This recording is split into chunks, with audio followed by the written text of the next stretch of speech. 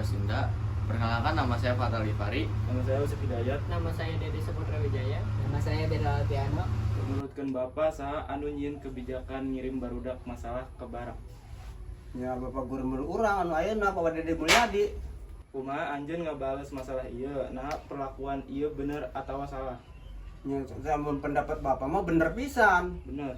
Janten ajen satuju karena kebijakan anu dilaksanakan ku pamerentah urang ayeuna. Ya menurut Bapak mah nya ngaran dari awalnya setuju sekali eta halus saya lah maksudna. Di mana ieu murid bermasalah dikirim. Ya biasa mah ya cek gubernur urang mah ke barak. Sareng ireha waktos bimbingna bakal tamat di barak. Ya paling lambatan 3 bulan ya cepetnya 3 bulan. Naha maranehna kudu dibawa ke barak sarta kudu meyakeun nepi ka 6 atawa 3 bulan di dinya. Ya, maksudnya kan anu baru kata dibimbing lah itu supaya are insaf supaya bisa pengetahuan saya halus gitu maksudnya.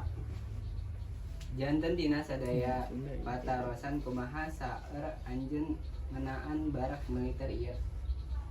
Ya cek Bapak mah nya halus bisa pemerintah orang ngebimbing na ya ka budak-budak anu ieu teh.